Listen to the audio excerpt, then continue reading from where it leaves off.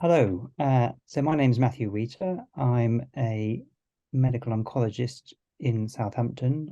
I would normally say on the sunny south coast, currently the very wet and windy south coast. I'm sorry that I'm not able to be with you in person to give this talk, but thank you very much to Joe and the Ocular team for asking me to speak to you and to talk to you about the uveal melanoma guidance and some recent updates to those. And also she's asked me to talk about uveal melanoma treatments, particularly in the context of metastatic recurrence.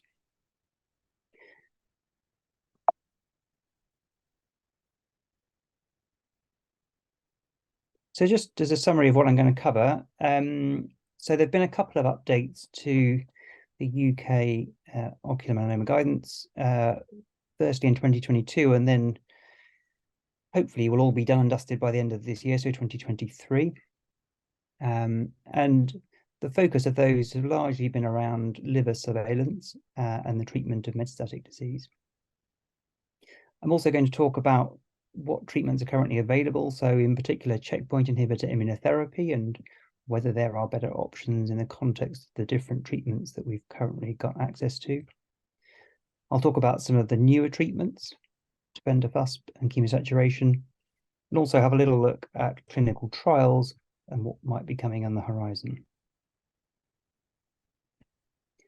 So as a bit of background to the uveal melanoma guidelines, so these were first commissioned and subsequently published back in 2015 by Melanoma Focus, the charity who funded these, and they've been produced using a NICE approved methodology, so a robust method of searching the literature, selecting appropriate publications for inclusion, and to make sure that these are robust and evidence-based. And there was a plan to review these every 5 years, but to specifically review aspects of the guidance for which there was new data available. So in 2020, then there was a plan to specifically review the data looking at the treatment of metastatic disease. This took quite a long time. So I remember the first meeting in February 2020, just as the COVID pandemic was about to strike, and a slightly empty train home from a face-to-face meeting in London. With the subsequent impact of the pandemic, this prolonged the process, but finally in 2022, then these updated guidelines were finalized and published and are now available on the Melanoma Focus website. Subsequent to that, there was also a decision to specifically look at surveillance, and I was asked to chair that group. When I took that on, my anticipation was that we would be predominantly focusing on metastatic surveillance, so liver surveillance effectively. But in response to a request from the patient representatives on the group, then that was extended to include surveillance or follow-up of the eye. I'm not going to cover that in my talk today because that's really outside of my area of expertise, but that is covered in the guidance. So there is now a final draft of these guidance, which are now have been open to review or comments. Those have all been received. The guidelines have been updated and they're now just being finalized and hopefully will be published on the Melanoma Focus website shortly. So just as a bit of background to where we were coming from, particularly in terms of metastatic surveillance and in terms of metastatic treatments. So in the 2015 guidance, then the recommendation was that liver-directed metastatic screening should be performed for high-risk patients 6 monthly for life. Now, talking to people who were involved in those guidance, I wasn't on the group at that stage, and then reading the very lengthy document that accompanies these guidelines. The challenge was that the guideline group, which was wide-ranging in terms of expertise from metastatic disease setting from ocular oncologists treating the primary tumor, the group was unable to agree on what defined high risk. And so in the end, the final guidance recommended screening for everyone, really on the basis that a high risk definition couldn't be concluded. They acknowledged in the guidance that there was no evidence of the impact of this screening. In fact, they comment that there was one published study which suggested there wasn't a benefit, but the guideline writing group felt this study was of low quality. What they did conclude was that early detection of liver metastases can facilitate better treatment for some patients. And that was on the basis that around 10% of patients with metastatic disease to the liver are eligible for liver resection, and that may lead to some improvements in outcome.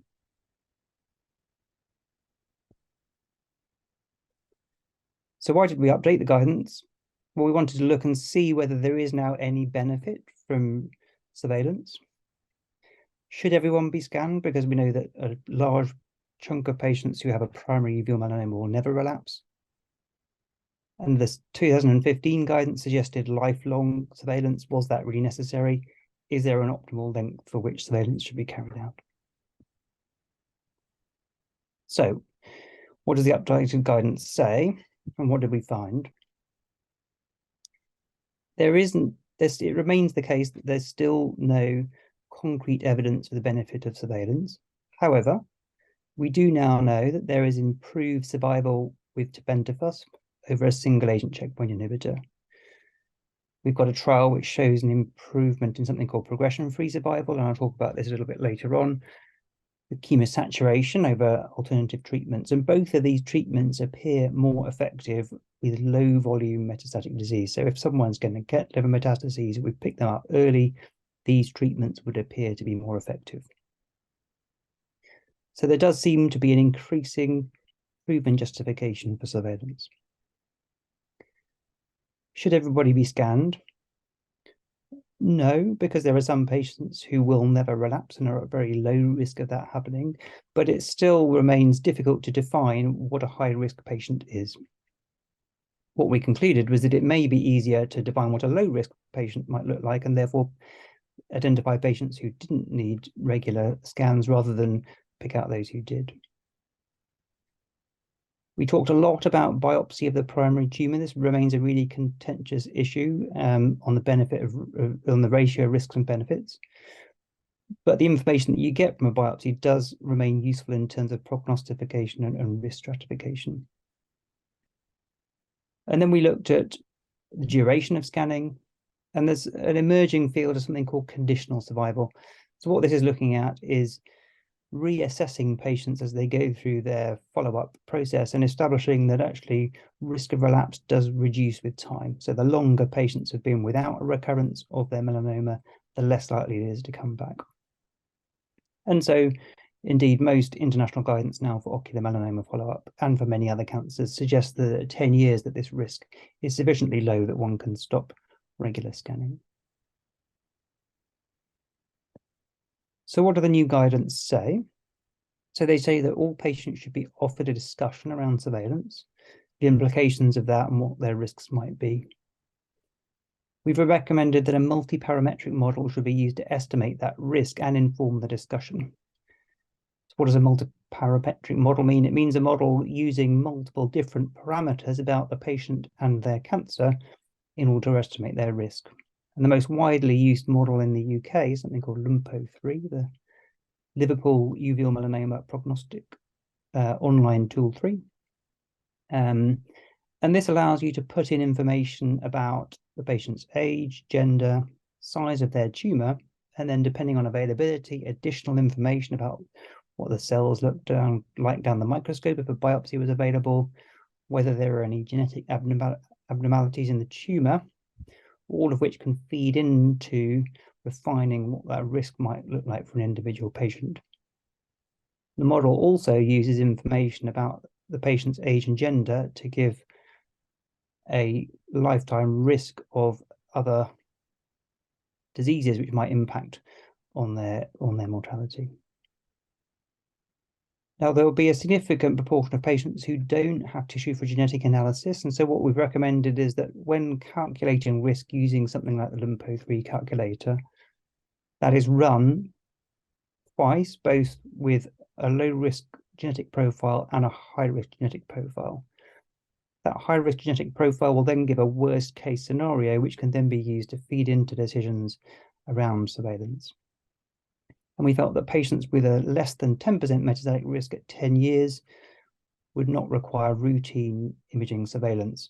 And this was largely mapping onto the follow-up protocols for many other cancers, including cutaneous melanoma, where a roughly 10% risk is the cutoff for radiological surveillance.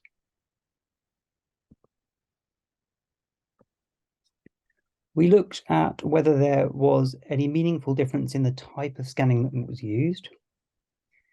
It's clear that a non-ionizing radiation modality should be used. So CT scans and PET scans are not good things to do in this circumstance because of the accumulating ionizing radiation exposure. So ultrasound or MRI are the modalities of choice. There are various factors affecting an individual patient which might lead to a choice of one imaging modality or another. But we felt that in terms of clinical decision-making for surveillance, that each modality was equally effective.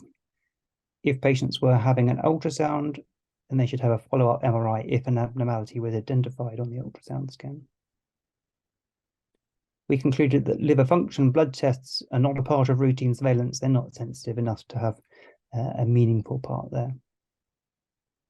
And that scanning should be for 10 years in total, with 6 monthly for the first 5 years and then annually to 10 years. We acknowledge that patients currently on a surveillance program may find it difficult if they've been told that they're going to have lifetime 6 monthly surveillance and that the recommendations are changing. And clearly there'll need to be detailed discussion with those patients around the evidence that is backing up what we've recommended in these guidance, which is all presented in the complete guidance document.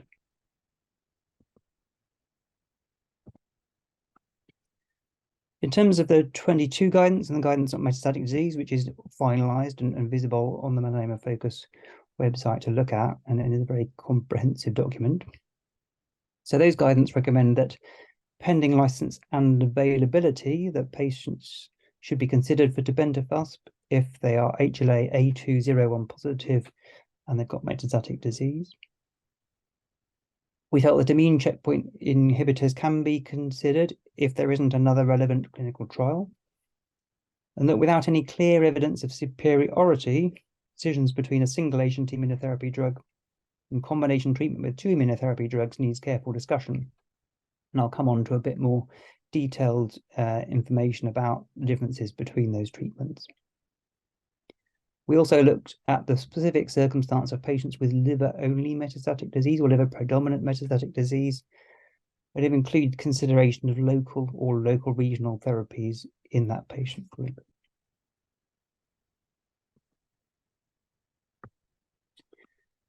So going on to some of the treatments that are currently available for patients with metastatic uveal melanoma.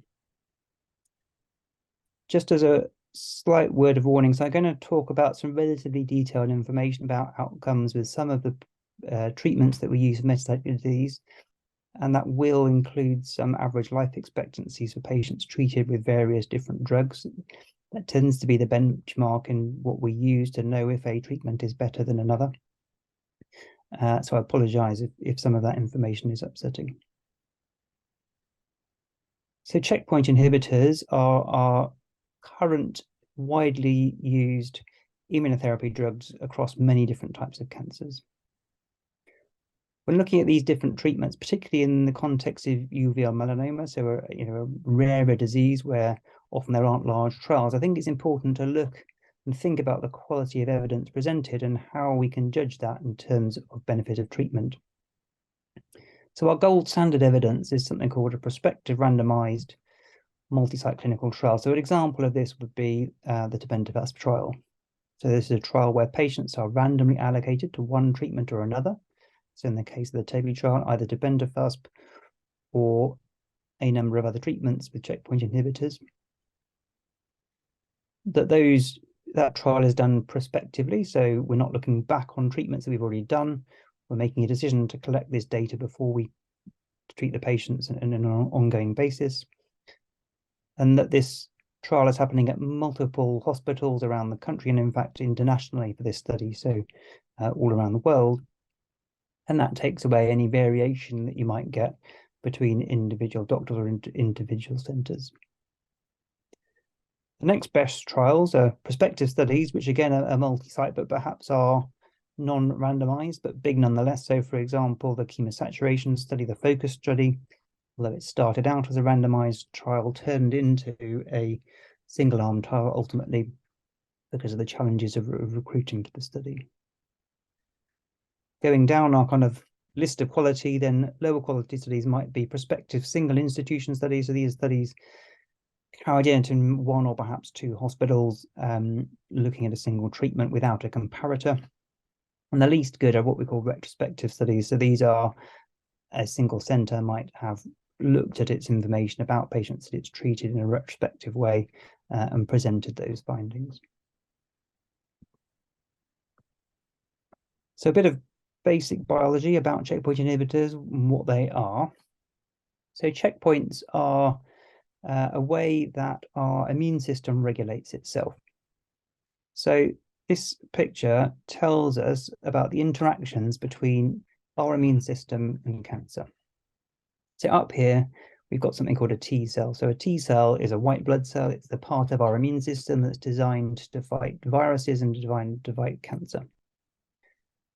Down here at the bottom, we've got a tumor cell, or there are also things called antigen-presenting cells, which are another component of our immune system, which are specifically designed to highlight things to the immune system that shouldn't be there. So our body contains millions and millions of T cells, all of which are designed to recognize specific things which are not ourselves and which shouldn't be there. And they do that by recognizing something called antigen. So antigen is a little component of a virus, of a bacteria, or potentially of a cancer cell, which the T cell is able to recognize in its T cell receptor. So when a T cell recognizes a bit of antigen, then the T cell becomes activated and is able to destroy the infection or the cancer. But for that to happen, there are a number of other regulatory receptors which also have to be activated to really get the T cells to work. And for example, this interaction between something called CD28 on the T cell and B7 on the tumor cell or the antigen-presenting cell is something called a co-activation molecule.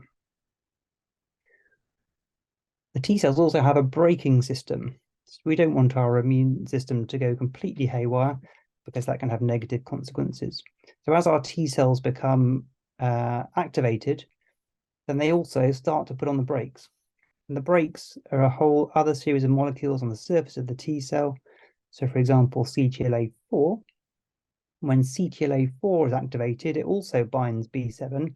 So it's sort of taking our foot off the accelerator and putting our finger on the brake. Now, CTLA-4 targeted drugs, and the specific drug we use in this situation, ipilimumab, is able to block that receptor, and it's therefore effectively cutting the brakes. So it's allowing these T cells to stay activated as they recognize the cancer. And we know through a number of clinical studies that this can be a very active treatment, particularly in the context of cutaneous melanoma, where this drug first found its footing. Now, this is not the only set of brakes that exist. So as well as the CTLA-4-B7 interaction, there are other molecules which also act as part of the braking mechanism for T cells. And so the PD-1 interaction with PD-L1 is another braking mechanism. And there are other drugs that we can use which block this braking mechanism, so cut the brakes, and again allow these T cells to be active. So the most commonly used drugs which target PD-1 are a drug called nivolumab and a drug called pembrolizumab. And those drugs are made by different companies, but they're effectively the same thing. And so when we treat cancers, we can use drugs which target CTLA-4, ipilimumab. We can use drugs which target PD-1, nivolumab and pembrolizumab, or we can even use the combination of the two, so ipilimumab together with nivolumab. And there are potential benefits and potential risks with doing that. So what about single agent anti-PD-1 drugs, so nivolumab and pembrolizumab? So there have been quite a lot of very small studies looking at these drugs, specifically in uveal melanoma. And what those studies tell us is that between 1 in 10 and 1 in 20 patients might respond in some way to this treatment. And when I say respond, we're talking about seeing some sort of reduction in size of their tumours on scans. The average life expectancy of patients on these studies is highly variable, but somewhere in the 12 to 18-month range. But there haven't been any randomized studies, so comparing these treatments to another treatment or comparing these treatments to no treatment to show a definite proven impact on life expectancy.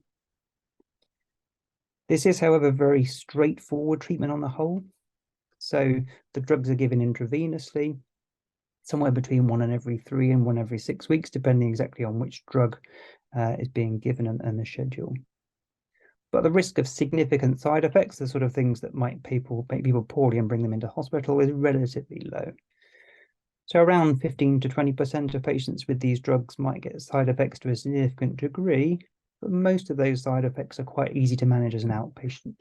Things like skin rashes or itching, or perhaps things on blood tests, so liver inflammation in blood tests, which a patient might not notice is going on, but we notice in our pre-treatment checks. Single-agent anti-CTLA-4, so this is ipilimumab, so the other side of the diagram as we were looking at previously. So this is the immunotherapy drug that's been around for the longest and therefore that we have the most experience with. And as with anti-PD-1, there are lots of case series that look at these drugs, but no big randomized studies. Ipilimumab is slightly different in that rather than being given as a continuous treatment on an ongoing basis, it's a course of up to 4 treatments given 3 weekly. The risk of side effects from this drug are higher than with anti-PD-1. So 1/4 to 1/3 of patients getting significant side effects. And those side effects tend to happen a bit more acutely. So things like diarrhea, again, liver inflammation, but perhaps if liver inflammation that might necessitate a hospital admission to manage. And then sometimes hormone gland failure, particularly something called the pituitary gland, which again, if it happens, can make patients unwell and might necessitate a hospital admission. Again, similar numbers of patients responding in these small studies, but around 1 in 10, 1 in 20. And again, we have never shown a proven impact on life expectancy in the absence of any large randomized studies of this drug. So what about giving the 2 drugs together? So if we give ipilimumab and nivolumab together, of the currently available checkpoint inhibitors across various different cancers, this is the most potent immunotherapy schedule that we tend to use for treating solid tumors. And there are 2 prospective studies that have looked at this specifically in uveal melanoma. A Spanish study which treated 52 patients, so these are a single-arm study, so all patients had the same treatment. And that showed just over 10% of patients responding, with an average life expectancy of just over 12 months. And then a US study of 35 patients and showed a slightly higher response rate and a slightly higher life expectancy. The challenge of these smallish single institution studies is being able to compare results, because there may be subtle differences between the groups of patients treated in these different studies. What we do know is that patients treated with ipilimumab and nivolumab have a high risk of side effects. So 50 to 60% of patients will get side effects to the degree that might necessitate a hospital admission. And again, it's all the same things: diarrhea, liver inflammation, hormone gland disturbance, but there's a higher incidence of these things happening and a higher risk of them being sufficient to necessitate a patient coming into hospital. What both of these studies showed was that there was a lower response rate and a shorter life expectancy in patients who had liver-only metastatic disease. So these drugs seem to work less well if a patient has just got melanoma in their liver.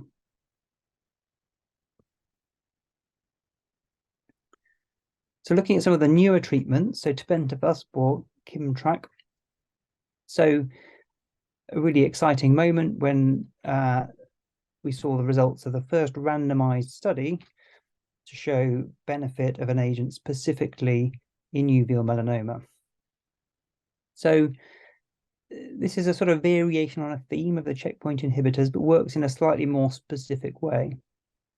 So again, we're looking at the interactions between cancer cells and T cells. So this is diagrams the other way up, the cancer cells at the top and T cells at the bottom. With checkpoint inhibitors, then we're relying really on an existing immune response that we're trying to augment with the drugs. What Tebentafusp is doing is specifically bringing a T cell and a cancer cell together around a molecule that we know is highly expressed in melanoma cells and specific uveal melanoma cells. So something called GP100. So here's our cancer cell, and it presents the antigen, so GP100, using what we call MHC or HLA molecules. The drug then attaches at one end to the GP100 and at the other end to the T cell and activates the T cell. So it's drawing the T cells and the cancer cells together and then activating them. And it's doing that around this molecule called GP100. Now the catch is that these HLA molecules are slightly different among different populations and different patients. And this is the sort of principles around tissue typing for organ matching for transplantation. So this drug will only match certain HLA types, and there's a specific HLA or family of HLA types called A201, and around half of the uveal melanoma population or the UK population will have an HLA A201. And so for this drug to be active, patients need to have had a blood test to check their HLA A201 status, and it has to be positive for that result. So this is the results of the Tebentafusp trial. This is something called a survival curve, and this tells us what happens to different populations of patients treated in different ways. So at time 0, when the trial starts, and when patients are first treated, everyone is alive and well. Unfortunately, we know that over time, patients will succumb to their metastatic disease, and that's what these two graphs show. This is the control arm, which in this study was by and large patients treated with single-agent pembrolizumab, and this is Tebentafusp. And we can see that at any time point, patients are more likely to be alive if they've been treated with Tebentafusp than if they've been treated with the control treatment. And we can compare those curves in different ways. We can look at the average life expectancy, so that's the life expectancy for the middle patient in the group. And we can see that that's longer for Tebentafusp at 21 months, approaching 22, versus the control group at 16 months. We also use something called hazard ratios, which is a way of comparing these two curves overall. It gives us a hazard ratio of 0.5, which effectively means patients are roughly twice as likely to be alive at any particular time point if they've had Tebentafusp compared to if they've had the control treatment. This was really exciting as the first trial to show a definite improvement in life expectancy, despite being compared to an active treatment. Interestingly, response rates don't seem to predict for benefit. So the proportion of patients responding was relatively low, 9% in terms of measuring shrinkage on a scan, but that didn't seem to necessarily predict for patients benefiting or not in terms of their longevity. It's a weekly treatment given intravenously, and it's given as long as it's working. This is quite a commitment to treatment. It has an interesting side effect profile in that the side effects are usually confined to the first 3 or 4 treatments. And that's largely thought to be down to the GP100 molecule also being expressed on normal skin cells. So because it's a very efficient treatment, the immune cells will recognize those GP100 expressing cells on the skin and go after them. So people treated with this drug can get quite nasty skin rashes over their first few treatments until all those GP100 containing cells have been got rid of, then the skin tends to settle down. Also, because the drug causes an inflammatory reaction, that can cause issues around blood pressure. And so for that reason, the first 3 or 4 treatments are given in hospital, usually with an overnight stay. After that, the treatment can easily be given on an outpatient basis. Unfortunately, as things stand, this drug has not been approved by NICE. And so at the moment, there isn't NHS access for this treatment. So the other treatment that's been looked at in clinical trials, specifically in uveal melanoma, is something called chemosaturation. This is a treatment that we've been pioneering in Southampton. So I'm very lucky to work in Southampton with a team of very interested interventional radiologists who have a real expertise in regional liver therapies. So the principle of chemosaturation is being able to give large doses of chemotherapy specifically to the liver. We know that on the whole, melanoma, and particularly uveal melanoma, tends not to be very sensitive to chemotherapy drugs given in the traditional way into a vein in the arm. That's largely down to the ability to get big doses of the chemotherapy to where the cancer is without causing damage to the rest of the patient. So this is a treatment which allows us to give high doses of chemotherapy specifically into the liver, and then a filtering system to remove chemotherapy from the blood before going back to the patient. This is done under general anaesthetic. Tubes are placed into a vein and an artery in the groin on each side, and another vein in the neck. This allows isolation of the veins coming out of the liver, so we can then catch all the blood that's coming out of the liver, take it out of the patient. There's a pump, a bit like used in a cardiac bypass circuit, which then puts the blood through a filter, which removes chemotherapy before giving it back to the patient again. So once this bypass circuit is working, cleaning all the blood that's coming out of the liver, we give a big dose of chemotherapy through the artery directly into the liver. So the liver gets bathed, a big dose of chemotherapy where the tumours are, but without all of the usual side effects that are involved. And this is an example of a treatment being done by the team in Southampton. So you can see lots of plumbing going on with the various filters and things, cleaning the blood. And there's Dr. Stebbin and Dr. Modi doing the treatment. So this is a treatment which is specific to ideally liver-only metastatic disease, because we are only treating the liver. Occasionally, if a patient has what we call liver-dominant disease, so perhaps one or two small things outside the liver with an alternative treatment strategy for those available, they may be considered for this treatment. As I said, treatment's given directly into the liver under general anaesthetic through an artery. And then the venous blood is taken out of the liver, filtered to clean it of chemotherapy, therefore minimizing the side effects to the patient from the chemotherapy. So the normal things that you might expect, hair loss, vomiting, and effects on blood counts are significantly reduced by the filter system. This is not a one-off treatment, so treatment is repeated every 6 to 8 weeks, depending on recovery. In the trial, patients could have up to 6 of these treatments, with the average number of treatments being 4. There's usually a 72-hour hospital stay to recover, mostly from the effects of the anaesthetic. Again, unfortunately, at present, this isn't a treatment for which there is routine NHS access. At the moment, then, we're waiting for the full publication of something called the FOCUS trial. So this is a trial which was initially set out to compare chemosaturation to what was called best alternative care, which is a variety of different treatments, including single-agent immunotherapy or other liver-directed treatments. Again, this was an international study, so we were recruiting patients in Southampton in the UK, also open in Liverpool, and then a number of American and European centres. This showed a response rate, so significant shrinkage of tumours in about a third of patients. And it showed that the duration for which you could control the cancer, so what we call progression-free survival, so the time before the cancer starts getting worse, was longer with the treatment with chemosaturation versus the best alternative care treatment.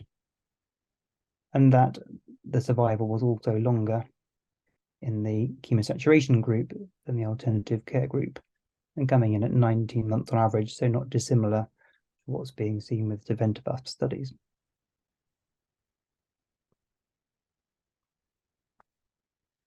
So where we're at the moment, so checkpoint inhibitors are available to all. Tebentafusp, which is showing potential activity in those patients with this HLA-A201 immune system. Again, unfortunately, currently no NHS access, although an appeal is ongoing. And then chemosaturation, which is potentially active in those with liver-only disease or liver-dominant metastatic disease. Again, there's no current NHS access. We're waiting on the full publication of the results of the FOCUS trial, which has been submitted for publication. And the sort of benchmark for NHS England for level of data support treatment is a randomized study that's published in a peer-reviewed journal. So once data is out there, then that will allow us to really move forward with an application for NHS funding. So in terms of future directions, in terms of trials, so there's a lot of interest in how one can optimize the use of Tebentafusp. If we were to use it earlier on in the disease process, is that beneficial? So there are 2 clinical trials looking at this. So this is a trial called Tebentafusp, which is currently recruiting in the UK, being led by Professor Middleton in Oxford, who was heavily involved with the early development of Tebentafusp. So this trial is recruiting patients both with uveal melanoma on surveillance and also with cutaneous melanoma on follow-up, and is doing regular blood tests to see if there are early molecular markers in the blood of recurrent cancer, and if there are, treating at that stage rather than waiting for something to appear on a scan. There's also a European-wide study looking at Tebentafusp as a preventative strategy. This is being led by Dr. Nathan. So in this study, patients who are thought to be at particularly high risk of subsequent recurrence after treatment of their eye will be allocated randomly either to have treatment with Tebentafusp or not, and to see if we can impact on their risk of future recurrence. In terms of chemosaturation, so there aren't any UK recruiting trials at present. There's a trial being done in the Netherlands looking at whether combining chemosaturation, which seems to have a higher upfront response rate, together with immunotherapy drugs, can we do better than either of these approaches together? And so that trial's ongoing. The early results would suggest that it's a safe thing to do in terms of risk of side effects. In the sort of results in terms of responses and benefits are still awaited. The other drug that looks particularly interested is this drug IMC F106C, catchy name, which is made by the same company that makes Tebentafusp, but is really the next generation of Tebentafusp. It's a similar concept, but rather than targeting GP100 on the surface of cancer cells, it's targeting something called PRAME. Unfortunately, this still requires the HLA-A201 immune system, so it's still only relevant to about half of the population, but this is recruiting in some centres in the UK. And then the other trial that's on the horizon is something called the PERIO-01 trial. So this is a new liver-directed immunotherapy. So a bit like chemosaturation, it's a treatment which is delivered specifically into the liver and is therefore relevant to liver-dominant metastatic disease. But rather than being a chemotherapy drug, it's an immunotherapy drug. And this is being given in combination with checkpoint inhibitors. So this is not yet open to recruitment, but is in set up in the UK. It's being led by Dr. Sacco in Liverpool. I would like to thank you for your attention. So the 2022 melanoma guidelines are currently available on the Melanoma Focus website. They're a really detailed document, and there's also various sort of digests of the information there as well, which can make it a bit more accessible. So that's definitely worth a look. The 2023 version is in the printers effectively, so hopefully that will be appearing on the website soon. I'd like to thank all of those people who've contributed their time to writing the guidelines. This was, both of these were a huge piece of work, and lots of people have contributed lots of their time to this. Doctors, nurses, patients, it's been really valuable. But I'd like to give special thanks to a lady called Nancy Turnbull, who is the unsung hero of the uveal melanoma guidance. So she's the project manager who's covered all 3 of these and really kind of corralled the teams into getting these out. So I'm sure they wouldn't have happened without her help. With that, I'm going to finish. I think Joe is going to take some questions, and I can potentially get back to people at a later date with the answers to those. Thank you very much.